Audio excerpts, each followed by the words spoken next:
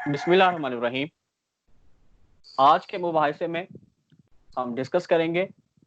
हाल ही में आपने खबरों में सुना होगा कि एक मारूफ हिंदुस्तानी अदाकार जिसने मशहूर ज़माना फिल्म पीके में सरफराज का किरदार अदा किया था, सुशांत सिंह, उसने खुदकुशी कर ली। फरहाना कौसर साहिबा, आपको इस मुकदमे के हवाले से आपके पास क्या मालूमात है, वो मालूमात हमसे शेयर करें। और जी फरहाना कौसर अच्छा साहिबा। फरहान, आपका बहुत बहुत शुक्रिया कि आपने मुझे वक्त दिया। आप मुझे टाइम देते हैं, हमेशा मेरे व्यूज़ लेते हैं। फरहान, सबसे पहले तो मैं आपको इसकी डिटेल बताना चाहूँगी कि सुशांत सिंह ने जब खुदकुशी की तो डेफिनेटली बहुत सारी स्टोरीज जो हैं वो मीडिया पे वायरल हो रही थी, सोशल मीडिया पे भी और वैसे भी ना। कोई कुछ कह रहा था, कोई कुछ कह रहा था। कुछ लोगों का ये भी कहना था कि इस खुदकुशी को लेके लोग जो है फ़ायदा उठा रहे हैं। कोई के सियासी फ़ायदा उठा रहा है, कोई उसकी हमदर्दी करके फ़ायदा उठा रहा है, तो कोई उसकी नेगेटिव में बात करके तो कोई फ़ायदा उठा रहा है। दूसरी बात ये कि इसके जो मुकदमे की आपने बात की, इसके मुकदमा जो है, एक लॉयर है इनके, उन्होंने एक मुकदमा दायर किया है जो कि 8 लोगों पे, बहुत फेमस नाम है। आप भी सुनेंगे तो आप हैरान रह जाएंगे। मेरे लिए भी बहुत बड़ा शौक था उनके नाम सुन के कि जिनके खिलाफ ये मुकदमा दायर किया गया है। और उस लॉयर का मुकदमे में ये कहना है कि ये जो खुदकुशी की गई है, ये खुदकुशी नहीं है, ये कत्ल है। अब स्टोरी कुछ यूं है कि उस लॉयर ने कहा कि सलमान खान, एकता कपूर, करण जौहर जो हैं और इसके साथ साथ संजय जो हैं, वो भी जो फिल्में बनाते हैं, उनको भी इसमें उन्होंने लिस्ट में शामिल किया। और इसके अलावा और भी 5-6 नाम हैं जिनके खिलाफ उन्होंने मुकदमा किया। और उन्होंने कहा है कि इन लोगों ने उसको मजबूर किया खुदकुशी करने पे। हुआ कुछ यूं था कि ये लोग उसकी फिल्में रिलीज नहीं होने दे रहे थे।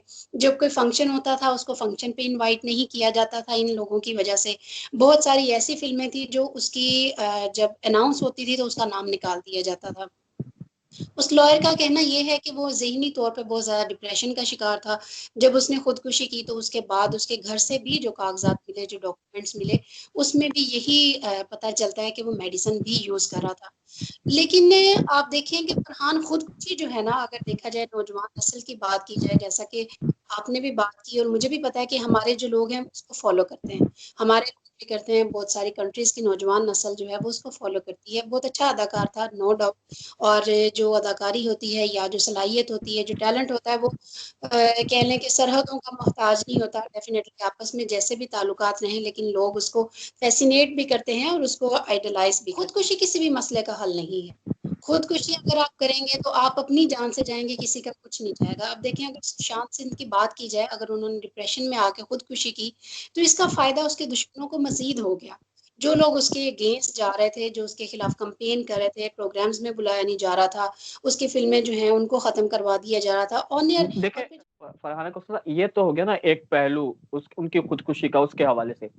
मैं जो जी पहलू आपके सामने रख रहा हूँ, मेरा ये सवाल ये है कि हमारे नौजवान जो उनको उस उनकी पुरअसाइश जिंदगी, हाँ, पुरअसाइश जिंदगी पर को देखते हैं और फिर उनको एक खबर मिलती है कि वो खुदकुशी उन्होंने कर ली, कोई डिप्रेशन का शिकार था। ये खबर और ये माहौल उनके ज़हनी नशोनुमा पर, उनकी तरबियत पर कैसा, कितना असरअंदाज? ये जो खबर है या इस तरह की जो चीज़ें हैं, हमारी नौजवान नस्ल पे बहुत बुरे तरीके से असरअंदाज होती हैं। और आप कह लें कि 100% असरअंदाज होती हैं। वो इस वजह से, जैसा कि मैंने अभी थोड़ी देर पहले बात की, मैं इसी टॉपिक की तरफ आ रही थी कि हमारी नौजवान नस्ल उसको फॉलो करती है। सरहदों के पार भी उसको फॉलो किया जाता है। और हम लोगों की जो टीन एज कह लें कि यूथ है, या उसके बाद की जो छोटी एज के लोग हैं, वो उन ऐसे लोगों को आइडलाइज भी करते हैं। और जब वो आइडलाइज करते हैं और जब उसकी सारी चीज़ें देखते हैं, अब डेफिनेटली उसको फॉलो कर रहे थे, उसको देख रहे थे। अब नौजवान नस्ल पे ये इम्पैक्ट हो सकता है कि जैसे सुशांत सिंह ने अपनी खुदकुशी करके जो है वो उसका नाम बहुत ज़्यादा सोशल मीडिया पे आया, या इस तरह से हमारी नौजवान नस्ल भी इस खतरे में है या इस खतरे से दो चार है कि अगर अल्लाह ना करे कल को कुछ हो जाता है तो वो भी इसको फॉलो करेंगे। मेरे ख्याल में हमें अपने नौजवान नस्ल की जो तवज्जो है वो बहुत अच्छे किसी फ्रूटफुल काम की तरफ जो है वो मबजूल करवानी चाहिए। और इस तरह की, ठीक है, फिल्में पसंद करें, देखें, लेकिन एक लिमिट होनी चाहिए। और वैसे भी दूसरी बात ये है कि हमारे पाकिस्तान में जो इंडियन फिल्में बंद हो गई हैं, जो ख़त्म हो गई हैं, बहुत अच्छा इकदाम है, बहुत अच्छी बात है, क्योंकि हमारी नौजवान नस्ल बेरा रवि की तरफ भी जा रही थी। और इसी तरह के जो इकदाम इन लोगों की तरफ से उठाए जाते हैं या किए जाते हैं, जैसे खुदकुशी का इतना बड़ा इकदाम इसने किया, तो हमारी नौजवान नस्ल जो है वो ज़हनी तौर पे आपने भी देखा होंगी, आपने देखा होगा सोशल मीडिया पे कि लोग रो रहे थे लिटरली।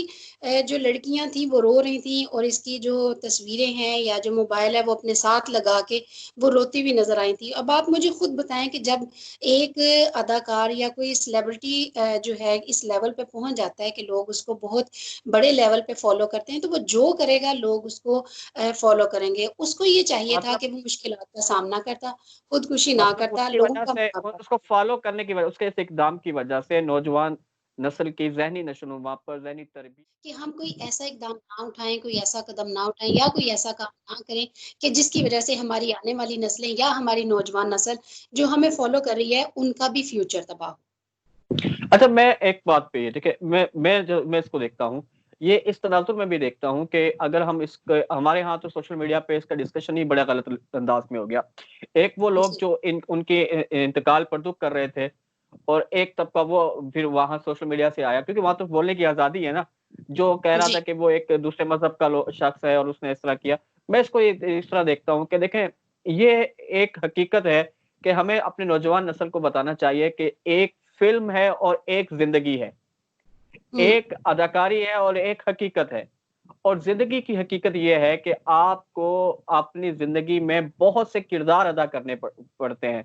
आपको जिंदगी में बहुत से किरदार अदा करने होते हैं। आपको दोस्ती का किरदार अदा करना होता है, भाई का, बेटे का, शोहर का, बाप का। मतलब आपकी जिंदगी के बहुत से किरदार हैं और उस किरदारों की बहुत सी हकीकतें हैं। तो ये हिंदुस्तानी अदाकार के हवाले से भी ये बात हुई कि एक पर्दे पे नजर आने वाली चीज और है और एक पर्दे के पीछे एक चीज और है। तो और नौजवानों को इस तरफ लेके आना था कि देखें, आप इनकी चमक धमक पर ना जाएं। इनके पर्दे के जी पीछे भी एक जिंदगी है। आप उस पर्दे के पीछे वाली जिंदगी को स्टडी करें।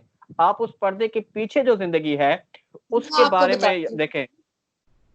जी जी, देखिए, हमारा बोले। प्रॉब्लम ये है कि हमारी जो नौजवान नस्ल है वो चमकती चीज को देखती है।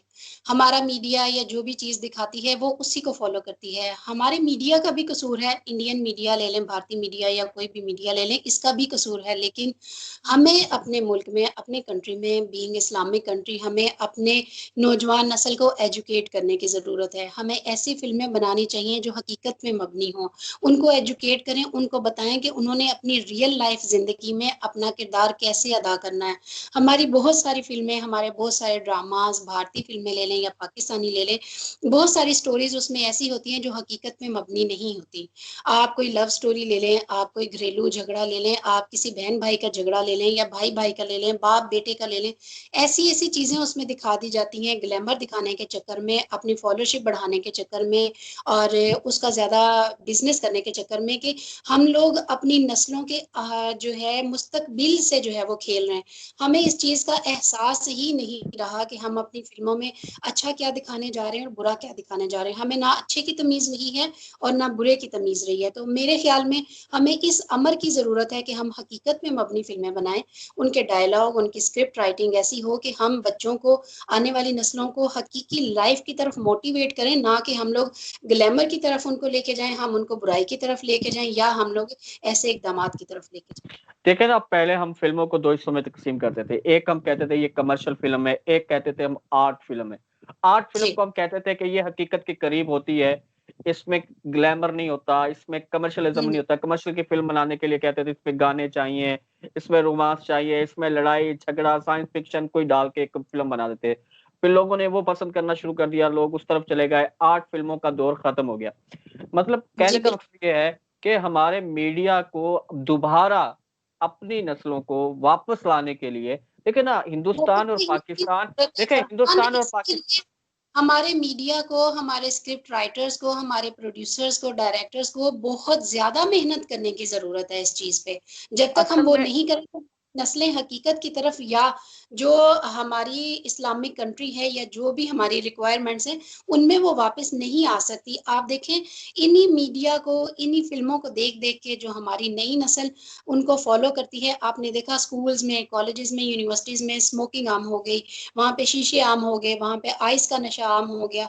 आपको आपने ये हर भी तो देखे जगह ना, आप ये भी तो देखे ना, खुदकुशी का रेशो भी बड़ा बढ़ रहा है, में लड़ाई और इजाफा हो। झगड़ों का रेशियो बढ़ रहा है, और जो नई शादियां हैं उनमें तलाक का रेशियो बढ़ रहा है।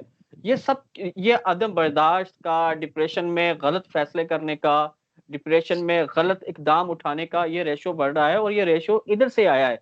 और फिर इस बिल्कुल। जहां से आया है उस ही फील्ड के लोग जब ऐसे वाकयात, उन फील्ड में ऐसे वाकयात रिपोर्ट होंगे, ऐसे वाकयात सोशल मीडिया पे डिस्कस होंगे, तो कहीं ना कहीं वो माशरे में जगह जरूर बनाएंगे।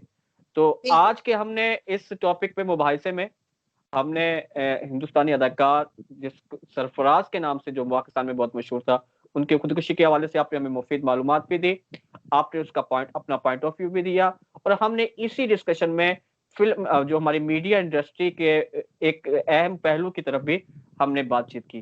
फरहाना जी। कौसर के साथ हम दोबारा आएंगे एक नए टॉपिक के साथ, एक नए उन्वान के साथ, जिसमें इंशाल्लाह हम बात करेंगे जो आपके जहन में है, जो आप करना चाहते हैं।